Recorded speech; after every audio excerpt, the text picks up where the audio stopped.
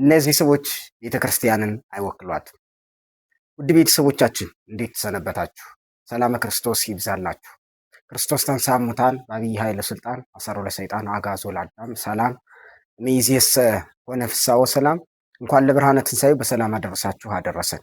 ውድ ቤተሰቦቼ ይህን የምትመለከቱትን ቪዲዮ እንግዲህ እኔም አንድ ቀን እንዳጋጣሚ ሆኖ ቲክቶክ ስክሮል እያደረግኩ ስመለከት ያገኘሁት ቪዲዮ ነው። ውድ ቤተሰቦች ቪዲዮ ቫይራል ወጥቷል። በጣም ብዙ ሰዎች አይታችሁታል ይሆናል ብዬ አስባለሁ። ግን በዚህ እና በዚህ ብቻ ተስፋ እንዳትቆርጡ። ምክንያቱም እነዚህ ሰዎች፣ እነዚህ ተንኮለኞች፣ እነዚህን የመሰሉ ወጣቶች ቤተክርስቲያንን ሊወክሏት አይችሉም። ምክንያቱም እንደሚታወቀው የኢትዮጵያ ኦርቶዶክስ ተዋሕዶ ቤተክርስቲያን ምዕመናን በአጠቃላይ ካህናትን፣ አባቶችን አክባሪ ነው።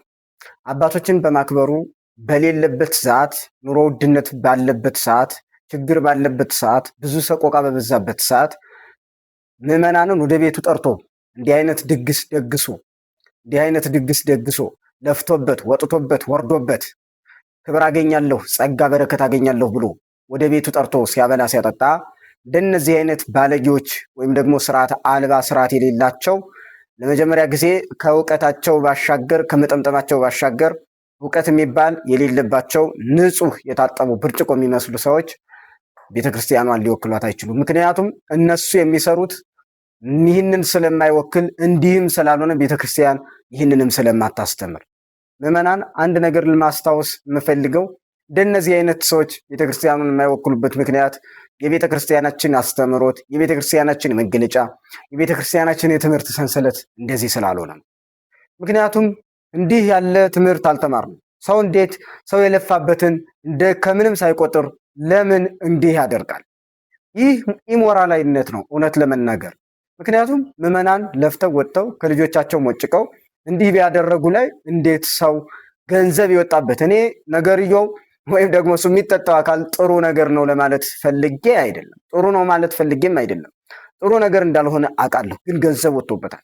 ገንዘብ ከወጣበት ደግሞ ገንዘብ የወጣበትን ነገር ማክበርና ካስፈለገ ደግሞ ሽጦ ለነዳያን እንዲሰጠው አመክሮ መስጠት እንጂ ጫማንና እጅን መታጠብ ይሄ ከስህተት ሆን ብለው ያደረጉት እንደሆነ ማስረጃ ይለያል። ስለዚህ ውድ ቤተሰቦቼ እነዚህ ሰዎች ቤተክርስቲያኗን አይወክሏትም። ቤተክርስቲያኗን የሚወክሏት ሰዎች አሉ። በእነዚህ ተስፋ ልትቆርጡ አይገባም። በጣም ብዙ ሰዎች አባቶቻችን በጣም ብዙ የሆኑ ባለስነ ምግባር ለምዕመናን ጸጋ በረከትን ማስገኘት የሚችሉ ከሰማይ ዝቅ ከምድር ከፍ ብለው አሐዱ አብ ቅዱስ፣ አሐዱ ወልድ ቅዱስ፣ አሐዱ ውእቱ መንፈስ ቅዱስ ብለው ቅዳሴ ሲቀድሱ ማዕረጋቸው ከፍ ያሉ አባቶቻችን የበቁ አባቶቻችን አሉ። ከዚያውም ላይ ደግሞ በጣም ብፁዓንና ንጹዓን የሆኑ ዲያቆናት አሉ። ቤተክርስቲያኗን ከትህትና እስከ እውቀት፣ ከእውቀት ደግሞ እስከ አገልግሎት፣ ከአገልግሎት ሰውን እስከ ማስደሰት፣ ፈጣሪንም እስከ ማስደሰት የሚደርሱ ዲያቆናት አሉ። ነገር ግን እነዚህ ጫማቸውን በቢራ የሚያጥቡ ሰዎች ቤተክርስቲያኗን በእነዚያ ሰዎች ስም ሊጠራ አይገባም። ምክንያቱም ቤተክርስቲያን በዚህ ልክ አታስተምርም፣ ይህንን አትነግርም። እነዚያንም ሰዎች ማስጠላት ነው የሚሆንና በዚህ አጋጣሚ ብፁዓኑን ንጹዓኑን እንዳትጠሏቸው፣ ተስፋ እንዳትቆርጡ ማለት እፈልጋለሁኝ። ይህንን ቪዲዮ ሸር እያደረጋችሁ ለሁሉ ሰው እንድታደርሱልኝ በእግዚአብሔር ስም አሳስባለሁኝ። ቤተክርስቲያን እንደነዚህ አይነት ሰዎችን አትወክልም፣ እነሱም እሷን አይወክሉም።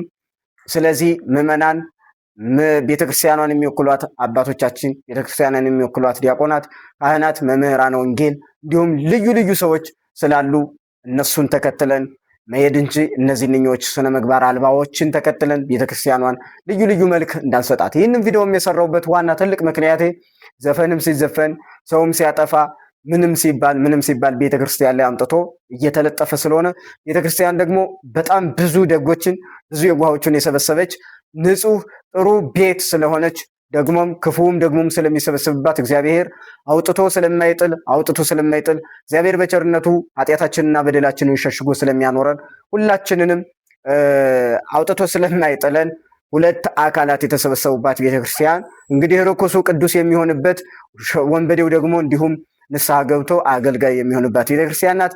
እነዚያ ግን እነዚህን እንደማይወክሉ ማስታወስ ፈልጌ ነው፣ ሌላ አይደለም። ሰላም ክርስቶስ ይብዛላችሁ። ሰላም ሁኑልኝ። ሰላም ለእናንተ ይሁን።